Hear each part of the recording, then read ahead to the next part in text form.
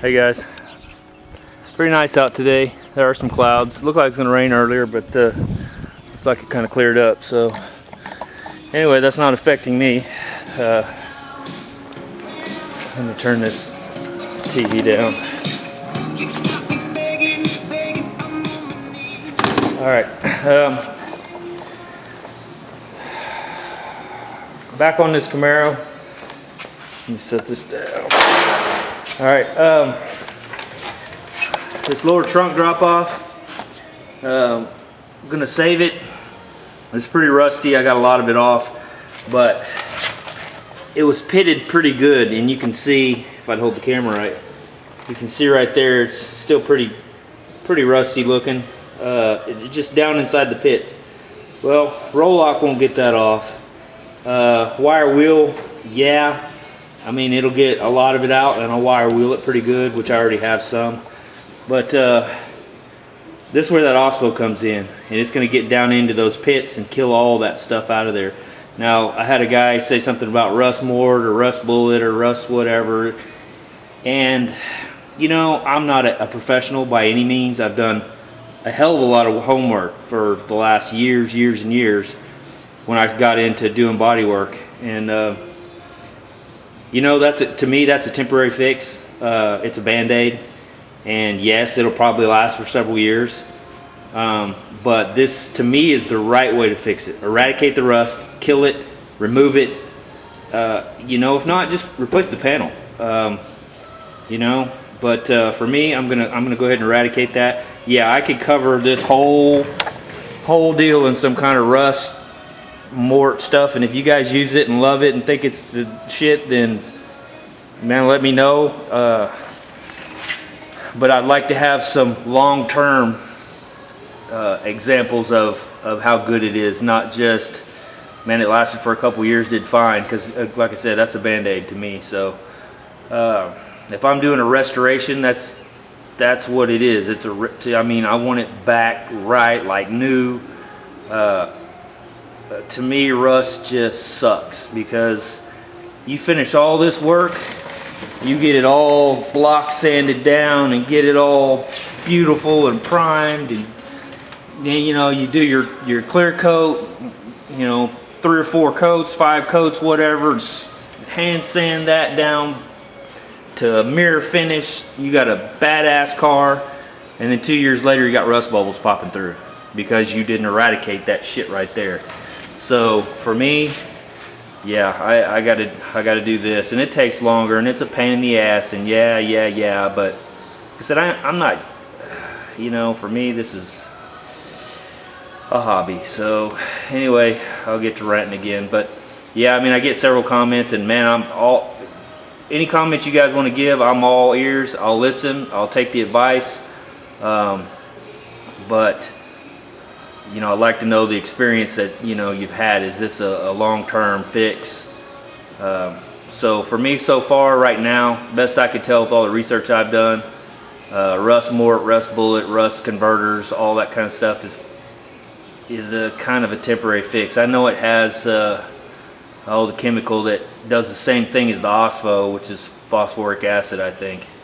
But I don't think it has it to the degree. So, you know, if you like this, I'm going to soak this down and let it sit for 20-30 minutes, and then I'm going to scrub it with a wire brush, and then I'm going to soak it down again. I'm going to get it all cleaned up, and you know, make sure that rust is, or I mean that metal's nice and shiny. Then I'm going to soak it down with water real good, clean it up. Then I'm going to go ahead and take the extra step, and with all this bare metal, I'm going to put it's waterborne rack wax and grease remover. Talking to the manufacturer, they said the solvent-based wax and grease remover doesn't clean the metal, like, because this was the explanation to me. It evaporates too fast. It evaporates so fast that all you end up doing is smearing whatever's on the surface around. It doesn't actually pull it off. So whether that makes sense or not, it kind of does, but whatever. I mean, these guys are the professionals. They've been doing it for forever, so I'm going to stick with what the manufacturer says. So anyway, that's why I'm using the waterborne on the bare metal. That that's what they suggested, so that's what I'm gonna do. About to get this panel fitted up here, get it fitted back up there, but still right now I'm just cleaning, trying to get all that. You can see where it's discolored still a little bit from, this is the factory coating primer, and then you know, gets down to the bare metal, and that's all, that whole darker area is where it was rusted. So yeah, I'm gonna try to clean that up. I'll bring you guys back when I get that done.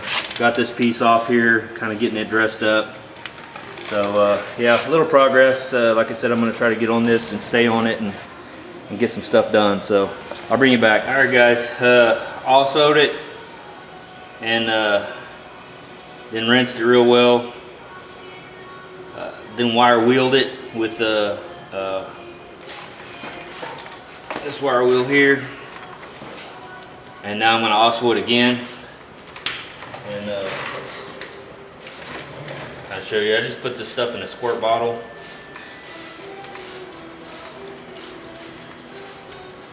Just kind of hitting the area that I need.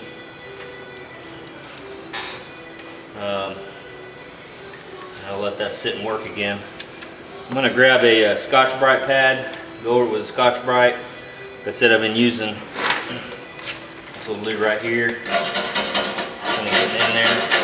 Now you can see right there, see how that's smearing and turning orange? So there's still rust in there. So until you get all that orange out of there, and just to be completely honest with you, there's probably, I don't know, 10, 15 spot welds, maybe more. To replace this whole drop off, it would have been way easier. But I don't have one. He didn't buy one, so you know, and I'm sure it's probably a $30 ply. You know, I don't know exactly how much they cost, but probably fairly reasonable. And so yeah, it would have been easier. But this is what it is, what I got. So I'm gonna work with it. So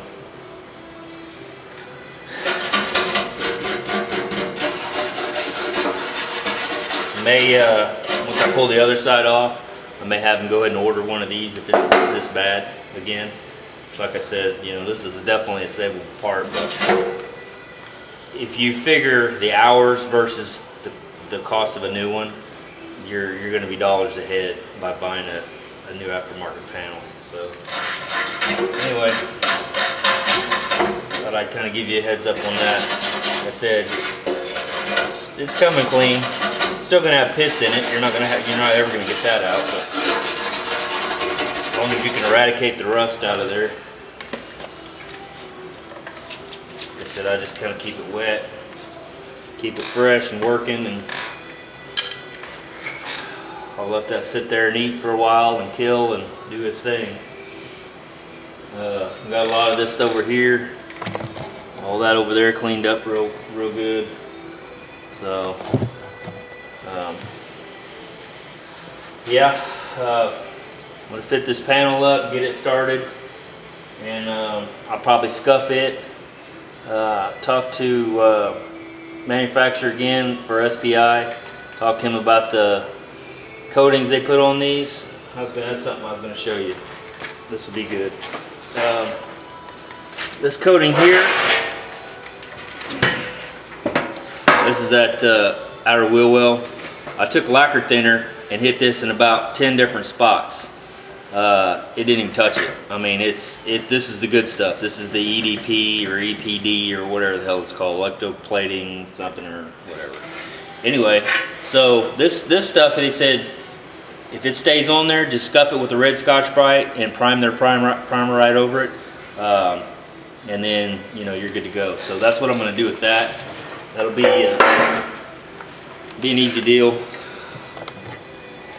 Well, I'll say easy deal. None of it's easy, but all right. Here, this is the front lower valance. Let me turn this light around. Now you can see this. Here, let me take a piece of.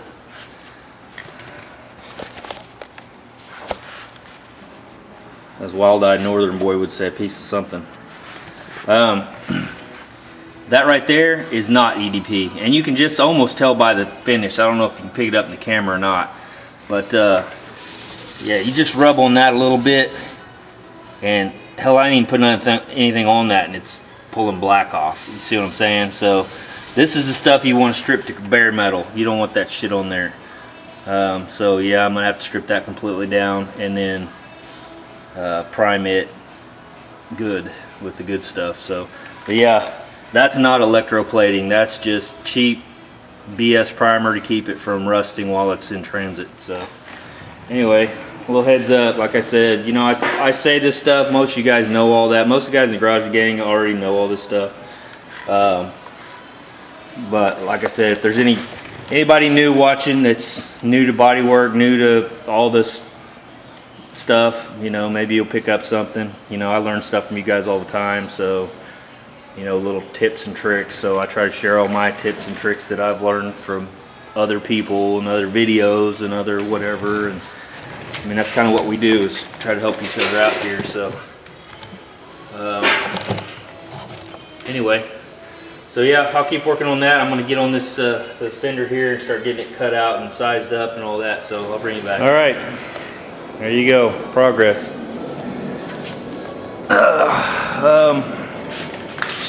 That wasn't too bad. I haven't got it measured up to make sure it's exactly perfect, and I haven't put the quarter panel on yet, so I'm getting ready to do that. But I got these all screwed down, set in place. The fitment is pretty nice. Seems pretty tight here. So I'll pop some holes for some plug welds. And even that got pretty close to lining up nicely, so I'm pretty happy with that. We can make that work. Nice tight gaps up here. I'll run some screws through that to pull it down, but and then I'll probably have to pop some holes from underneath to weld to these tabs that were under here. So yeah, looking good. This my light back over here. See, that also turned all that black. So I'm gonna come back over it again, wire wheel, and try to get all that out of there, see if I can find any more orange in there. What I really want is just pits, no black, no nothing, you know what I mean? Because I'm afraid under the black there's probably still some rust, so it's probably just converted. And this stuff converts. I probably ought to do my homework before I say, but it converts it to something. When you put acid on it, it converts it to a, I can't remember the name, but again, I can't remember shit most of the time anyway. But anyway, it converts it to something that's doesn't kill, or you know, doesn't eat metal. So basically it's just dead rust, but it's converted to something, and I don't know, I forgot, but I'll do that a lot. So the way it is. Can't have it all. My memory isn't the greatest. I don't remember names. I guess that's pretty common, but yeah, I lose words a lot. So anyway, we make jokes about it at the fire station. I'm like, hey guys, you need to, you know, we're getting a call. You guys need to get on the you know, that big red thing with wheels on it that has a pump on it, and you know it's red, and they're like, fire truck? Yeah, that thing. Get on that thing. You know, it's a joke, but it's not. But it is what it is. So you know, as long as they can figure out what I'm talking about, that's the main thing, I guess. So yeah, looking pretty good. A little progress. I think that metal is about as clean as I'm gonna get it, which is way cleaner than probably a lot of people would have got it. So I'm gonna scuff that wheel well, and I'm gonna fit this panel here up and make sure everything fits good, and it's nice and tight on the inside of that wheel lip. And I'll pull all that back off, and then I'll prime all that up. I got to put these brackets in, and I bought some stuff for that. Some flexible foam stuff that they, you know, probably used back in the day. Thanks to Double R, he was talking about some 3M stuff or some SEM stuff, but anyway, I got 3M stuff. Well, hell, it's right here. It's flexible foam.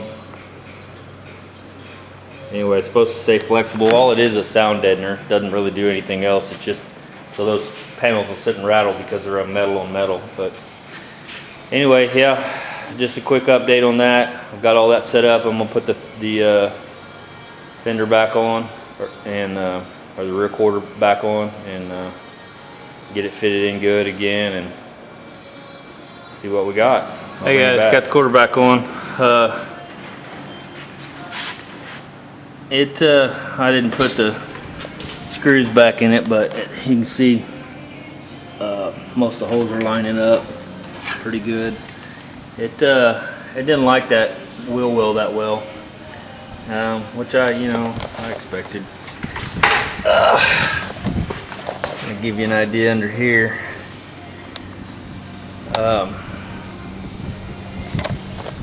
And it's all fitting pretty good, pretty nice and smooth and fairly tight through here. And the lip up inside, yeah, you're not gonna be able to see that, is really nice. I mean, they're literally touching right there. But where it comes down here and comes together, it seems like there's a little extra material right here, so I'll probably take a saw and cut that piece out of there. I don't know, may bend it up and maybe see if I can get it to kind of push back a little bit first, but yeah, I don't want to not have something to weld these two pieces together to, so I don't want to cut too much of that off. But right now it's fitting good here. It just looks like it's a little extra material, which I could understand. Hang with me for a second. All right, and coming in here, let me move this light around. Maybe you can see that. Same deal over here, but the deal over here is I don't have this mated up with that yet, because there's a piece right here that's actually this is too big, so I'm gonna have to cut this down to where that'll squeeze together. When that squeezes together and sandwiches, that'll close that gap, and it'll probably close this here. Well, I know for a fact it will. So yeah, anyway, yeah, the rest of it looks pretty tight up through there. You can see the little piece that was left over. That'll be all covered in seam sealer, so that's not gonna be an issue. So yeah, looks pretty good, but it's definitely harder to get the quarter back on with that wheel well in there, which I kind of figured it would be. But yeah, so I'm going to take that back off, trim some pieces. I'll probably fit it back on 2 or 3 times till I get it right where I want it, and then we'll start priming some of them inner panels. That way I start locking this thing down and get this welded on and get on some other part. So alright guys, talk to you guys in a little bit. Pretty happy with it. A lot of work, but all my lines here lining up good. All my fitment in here is pretty good. I need to push that in just a little bit more. All this is nice and tight together. The outer fender well or wheelhouse with the fender or the quarter panel. Got my self-tapping screws back in where they originally were. Gap here looks good. I didn't put my self-tappers back in there yet, but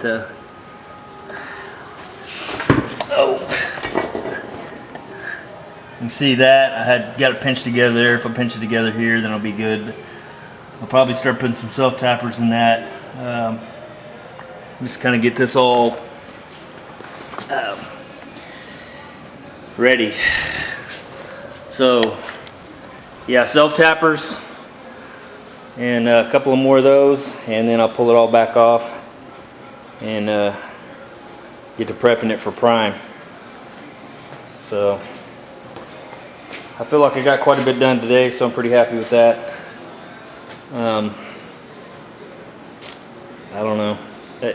My nurse is getting ready to leave, so I'm gonna have to go in the house, but whether I get back out here or not, I don't know. But like I said, I felt like I got quite a bit accomplished today, so other than put some more screws in it to get it, you know, final fitted, I'm pretty happy with that setup. Yeah, that inner fender well made a pretty big difference on how that panel, the overall panel, wouldn't fit, because it was really relaxed before that was in there. And then of course, you know, that new panel in there made for some fitment issues right in there. I had to kind of beat this in a little bit to get that to slide over it and get it to mesh well. And there's not a whole lot, like when I cut this off, there's probably, I don't know, maybe a 1/4 inch or so they'll actually be able to be welded in there. And so I'll be putting my welds right on the outside lip edge of that, and then I'll come back in and cut that little piece out of there. But yeah, it looks good. That's the little piece I made. It fits right in there and looks like it was meant to be there.